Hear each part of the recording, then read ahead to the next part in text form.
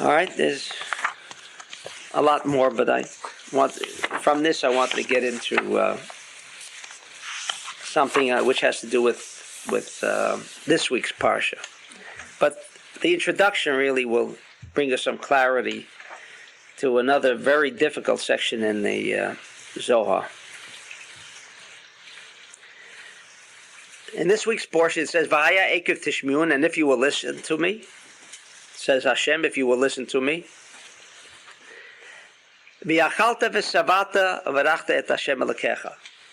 Again, mitzvah zu, says the Zohar, mitzvah zu levarech et HaKadosh Baruch Hu al kol ma she'achal v'shata v'neneh b'olam hazeh. You have to make a blessing. All religions, maybe different ways of making the blessing, but all religions believe that you have to make a blessing. You have to bless Hashem. That's the way he's quoting the verse, incidentally. But of course, if you study the Kabbalah, you realize that you cannot take the Zohar literally. You cannot take the Bible literally. In fact, I like to use the word Bible as a cosmic code.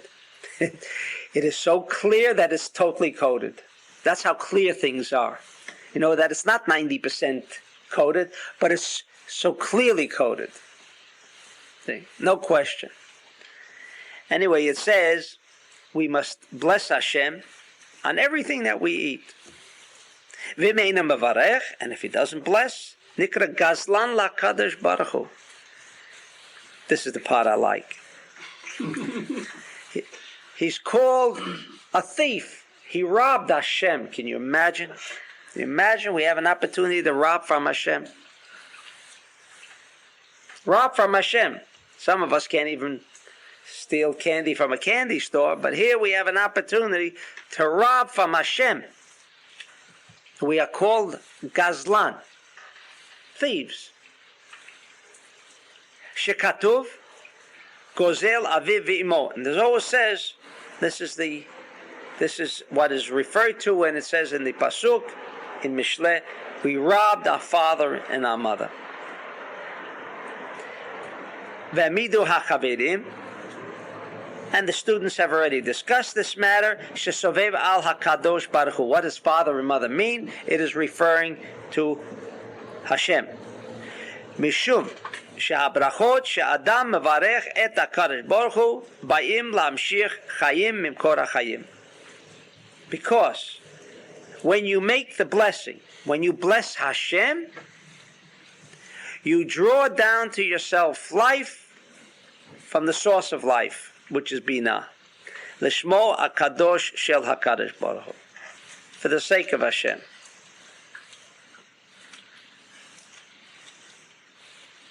What does it mean here? Because we can raise again several questions. Who asked Hashem in the first place to create all this? Did he want to create it? Did he create it for our benefit? Would he enjoy when we partook of his creation? Or was it purely for our benefit? Purely for our benefit. He has no pleasure whatsoever. That is not what the Mekubalim say. They say that Hashem created this world so that he can have pleasure from his nivra'av, from his creations, that when they would eat of his apple, he would have pleasure, that he created something that someone is having pleasure of. Everything that was created was a pleasure for Hashem. If that is the case, then he wanted us to have this fruit, and that he would not have created it in the first place if it was not for the benefit of mankind. Then why, if I do not thank him or bless him, am I considered a thief? And how do we have the concept of thief? A thief is when I take something from someone, and let's say it was someone who was worth $82 billion, and I took away a quarter. We can still say at that moment he was less a quarter. Maybe it didn't affect him that much, but he was short a quarter. Can we say that same concept of Hashem? That when I eat something, when I took of his fruit, and if I didn't make the blessing, I'm a thief. I robbed him of something. Meaning what? That he has less? Why do we refer it as a gazlan?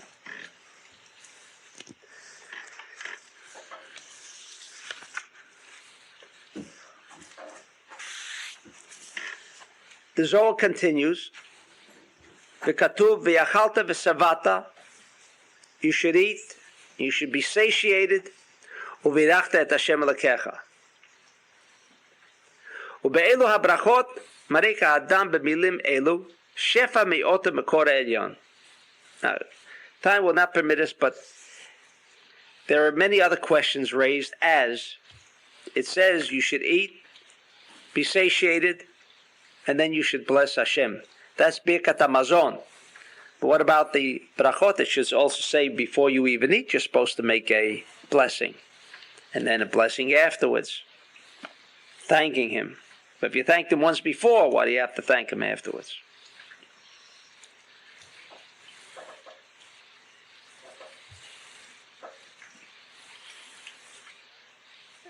And the Zohar continues, and here we will have our answer to the questions that we have raised.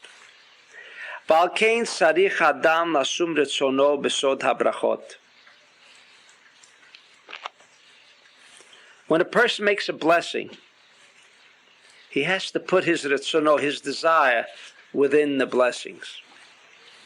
Something new.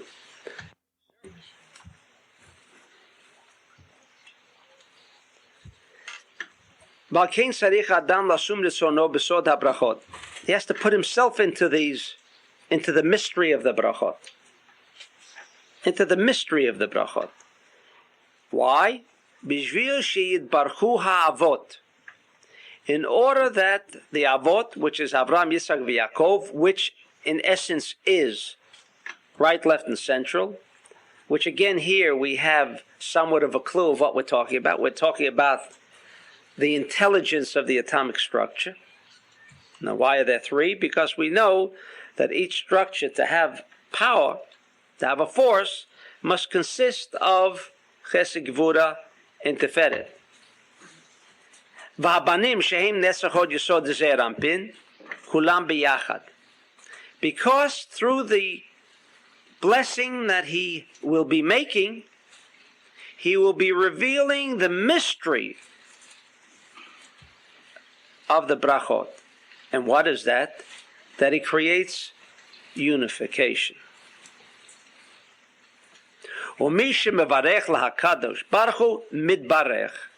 And whoever blesses, which means he connects with the mystery of connection through this bracha, v'lokech chelko me'elu habrachot. Then he takes to himself from these blessings. B'tchila lekol olam lemata. And he will bring this blessing down to this earthly world.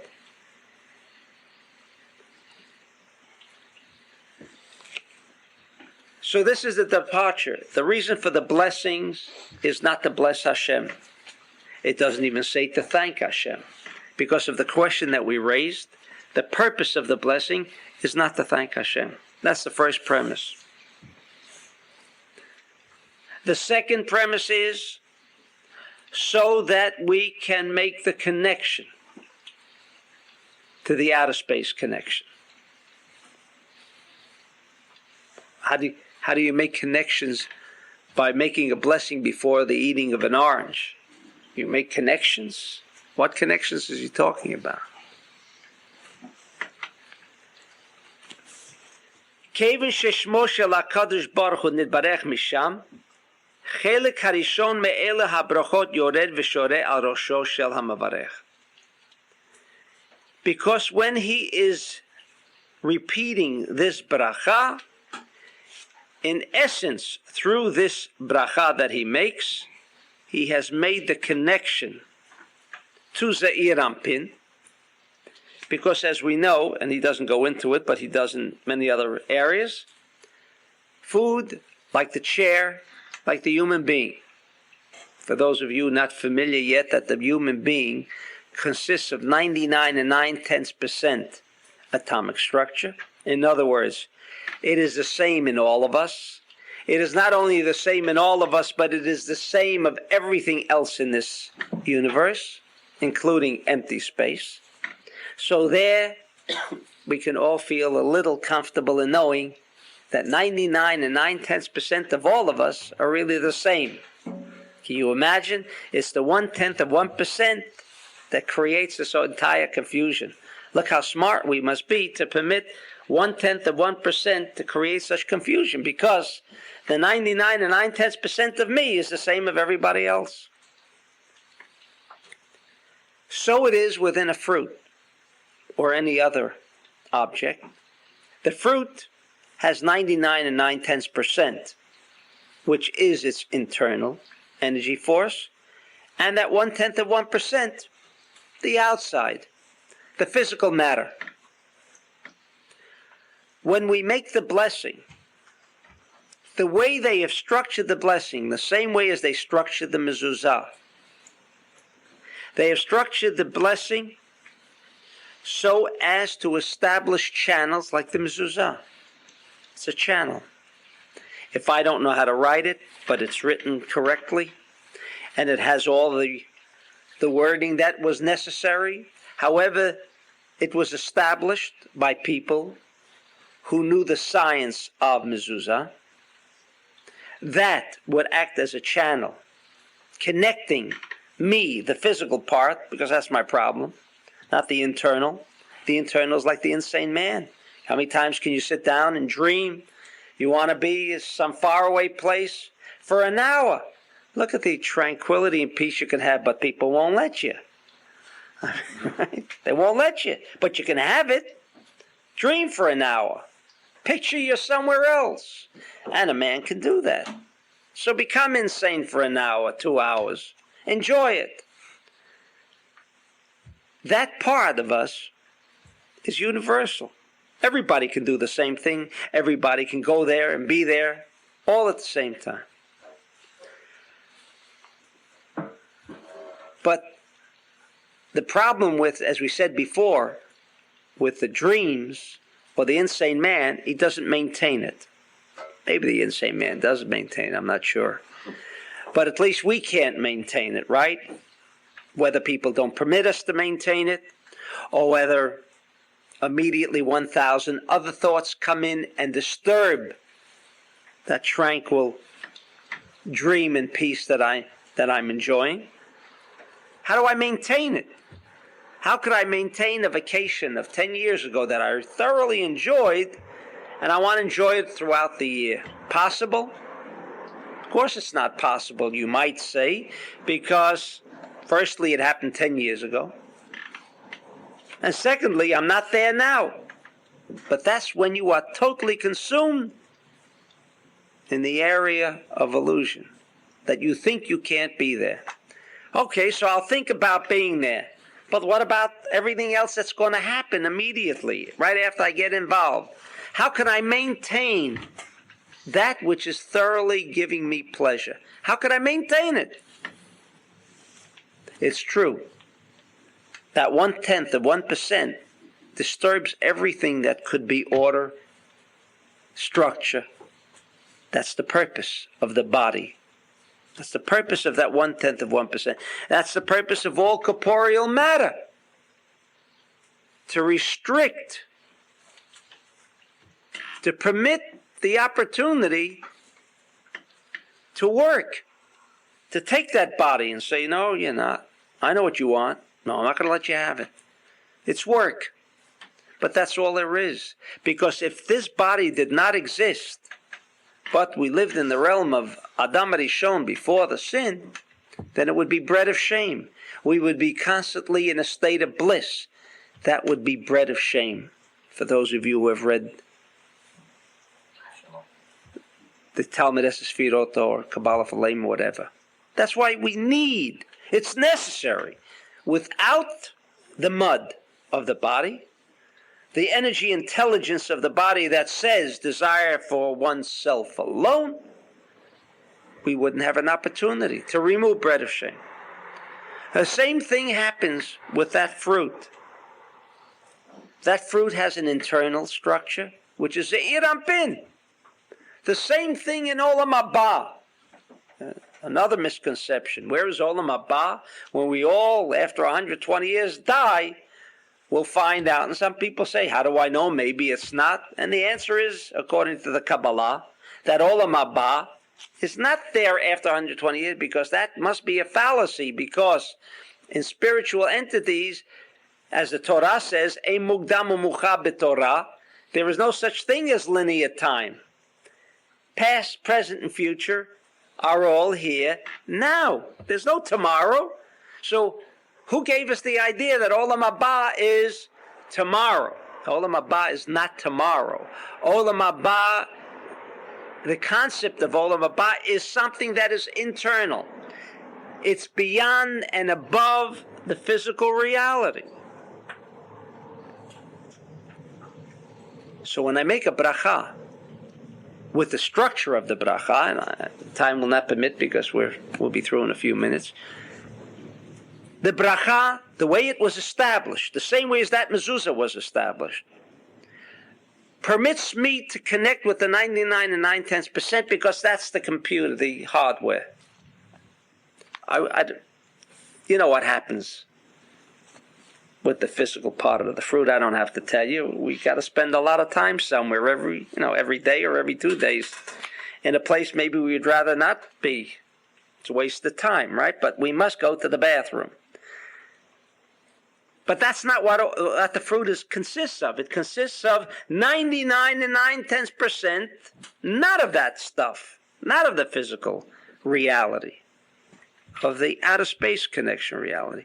That's what I want to connect to. I want to tap that energy, because when I connect with that energy, I'm connecting again with that super computer. That supercomputer that will and does control things at that level where things are real. So when we make that bracha, that's what we connect with.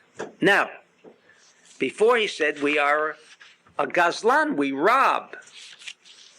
Why are we called gazlan?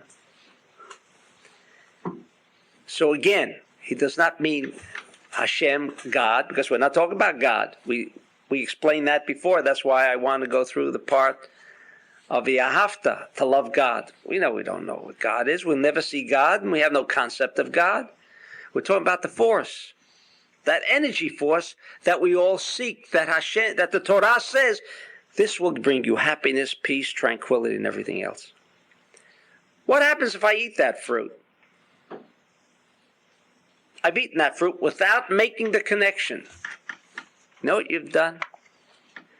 That energy intelligence of that piece of apple has become revealed only by virtue of that 1/10% physical corporeal reality. You see, if there's no body, what happens with the soul?